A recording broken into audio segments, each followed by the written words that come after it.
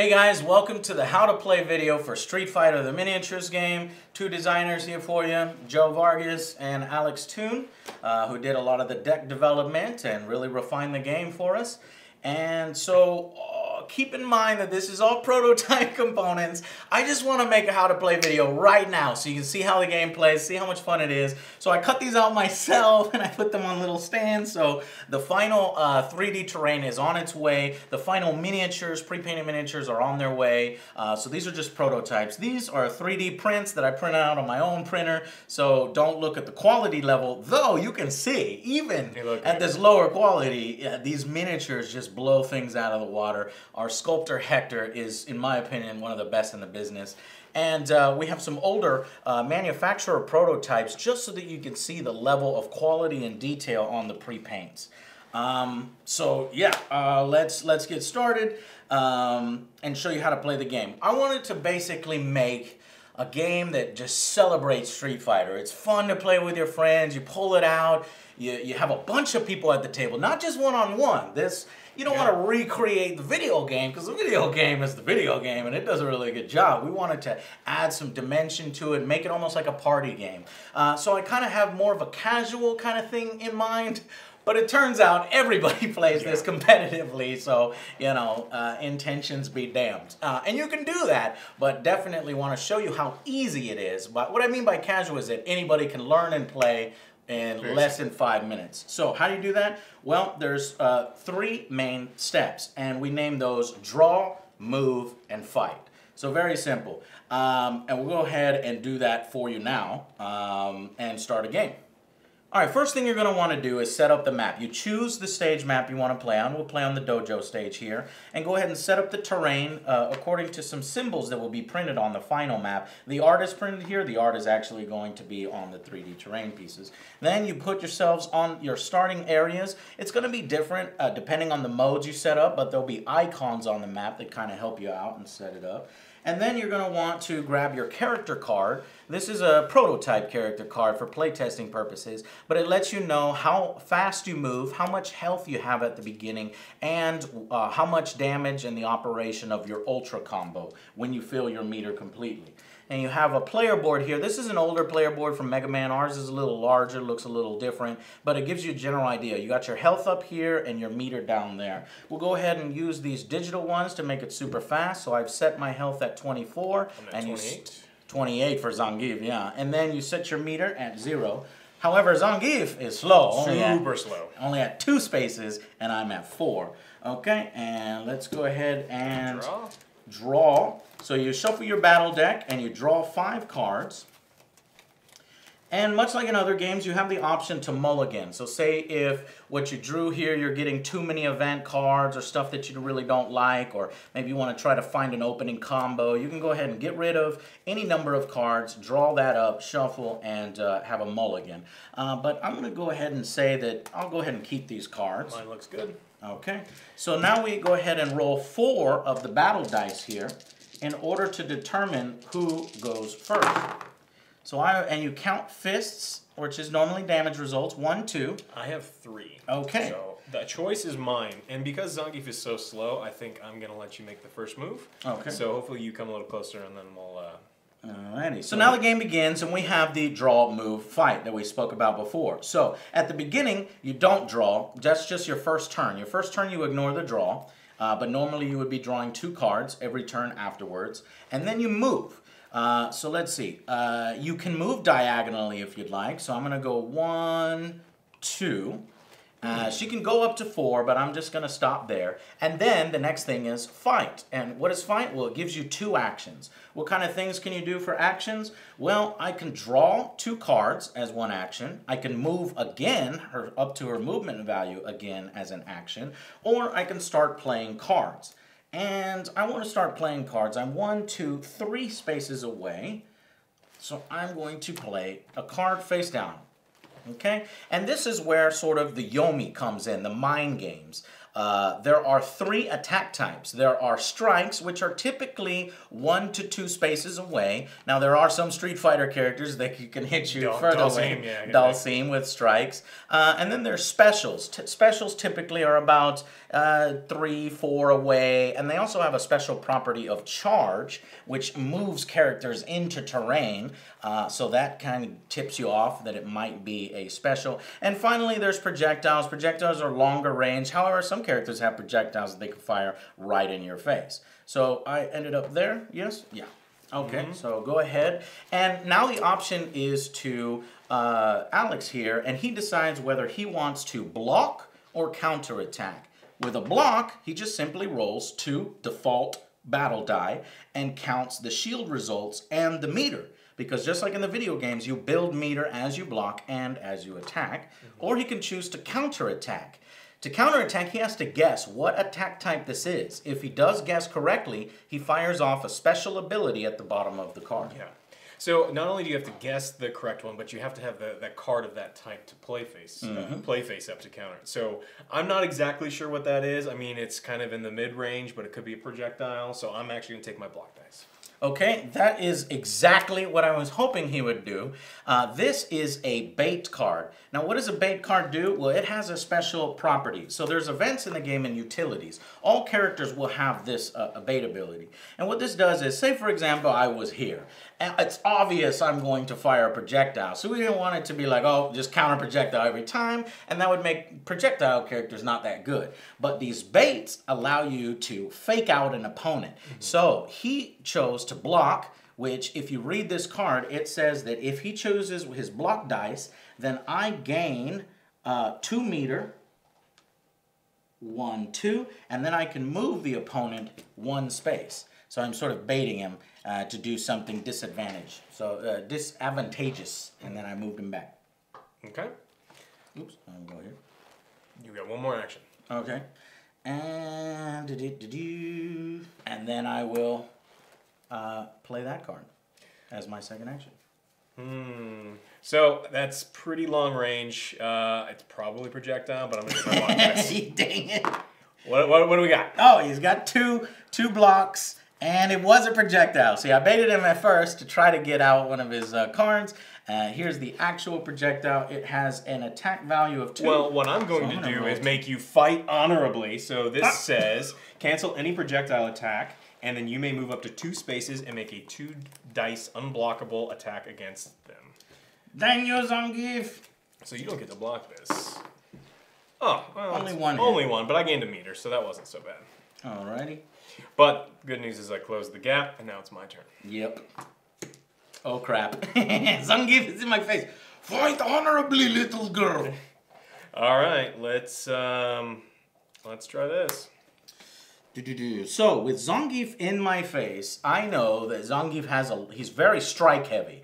And that kind of helps you. A lot of strikes are throws, and Zangief is a grappler character. So bets are that this is a strike unless he thinks that I'm thinking it's a strike, and you play these mind games.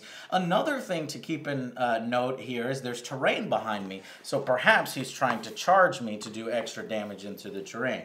But I'm going to pick tried and true, and I'm going to say that it's a strike versus strike. It is a bait. Dang it! So if your opponent counterattacks, discard the counterattack, draw a card, and gain an action. Okay, so he just got rid of that in my hand, and now I only have 2 cards, which means my ability to counter stuff has been hardcore diminished. So he might want to play a strike now. All right, I am going to play this. Okay, and I will, let's see what I can do. I'm going to go ahead and take my default blocking dice. Well, unfortunately, this is a throw. This is the brain buster. And so throws eliminate their block dice. It doesn't matter that you blocked, you're getting thrown. So this is 2. Oh, double crit. This is just like Zangief. I tried to block, Zangief makes me pay. And 4 damage. 1, 2, 3, 4. I'm just going to throw you here. That seems really good. I like. Okay. Yeah, right there. Is that a throw of 1 or 2? It says a throw of 1. Okay. And for my second action, I am going to attack. Woo, woo, woo. I will take my normal blocking dice. And I got one block this time. Atomic suplex. Uh-oh. Oh, he whiffed!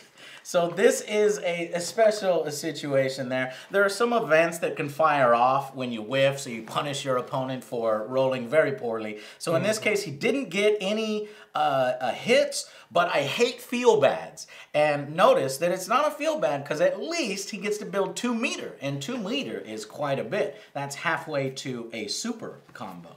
All right. Oh, I lucked out. Okay, so now we start the draw move fight over again with my turn. So you begin your turn, you draw. Let's draw 2 cards. I'm going to play Interpol Intelligence. Since Chun-Li is an Interpol agent, what does this allow her to do? And it's event card. Either draw 1 from your discard pile or look at an opponent's hand and choose 2 cards for them to discard. And we've added flavor text, so you could read that to your opponent. Who are you? Are you affiliated with Shadowloo? You choosing the second one? I'm choosing the second option. Let me see your cards, fool. And what I'm doing here is I am setting up. So I noticed that he only has 1 anti-projectile card. So as a strategy, I would get rid of one of those anti-projectiles to possibly set up a projectile. What else does he got here? He's got, ooh, a super. He's got a final atomic buster. We're definitely getting rid of his super. Alrighty, and then that was that actually counted as an action. It's a very powerful event, very powerful. It takes a full action, yes. So I'm going to, was that my turn then? No, I have one turn left. Okay, so I set up this attack. So you're at 5, and you took my projectile, so I'm going to use block dice. Yeah, excellent. It is a projectile.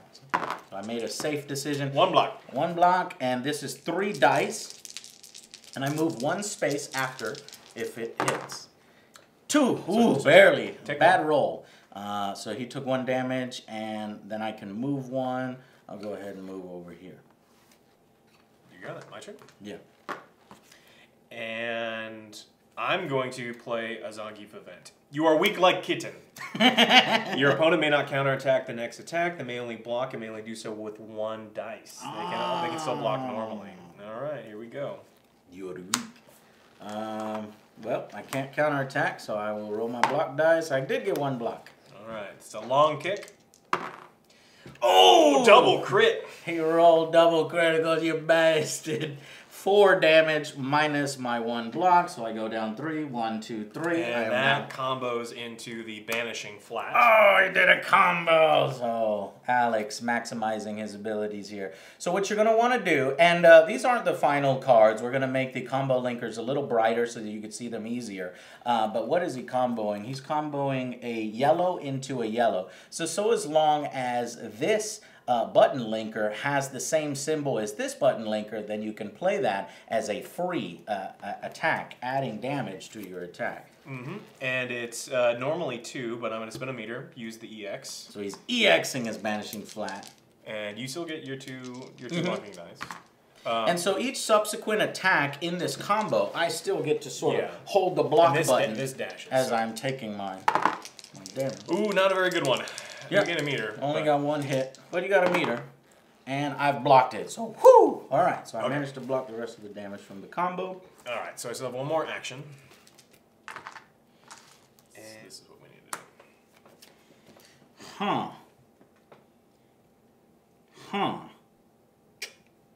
I'm gonna say that's a strike, since you're right next to me and Zangief is very strike heavy. It is a strike. Excellent.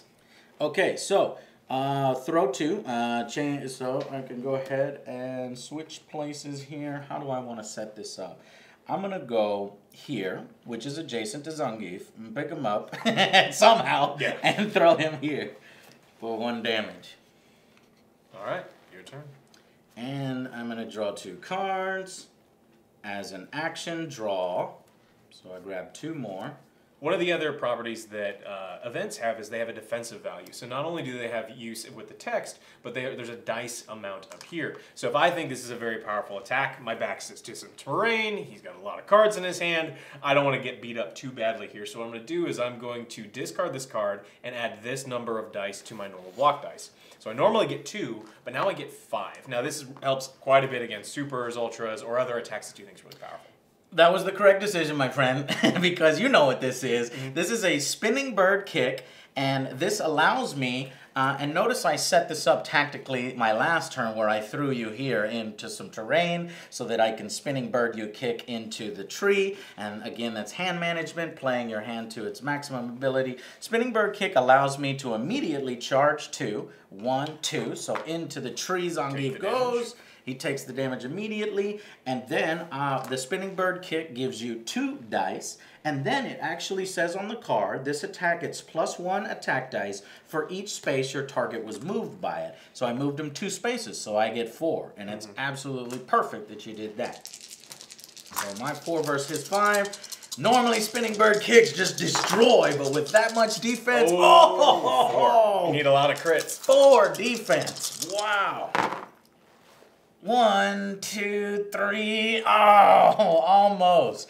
So he's actually blocked, so he's like, but he did slam into the tree for 1 damage, and I gain a meter, so I'm happy a little bit with that. All right, now my turn to try to do But it could have been really bad for Zangief. Okay, so I think you guys get the point. We'll stop it there. That's basically a quick how to play video on how the game goes. And so these smaller versus matches can be pretty quick. You know, I've allotted it on the box 15 minutes per player, but really it goes faster than that. Matches anywhere from 15 to 20 minutes per round, and you play 3 rounds, just like the video game. It's first to 2, yeah. But it can go even quicker than that if you have 2 players that know what they're doing, like we do. And then this is just one game mode. There is going to be a ton of other modes. There's a free-for-all, which at first I thought was going to be like chaotic and a disaster, but it actually turns out to be one of my favorite modes. Because of all the table talk involved and sort of like, you know, communicating, don't hit me, man, you hit this guy. And then these temporary alliances happen.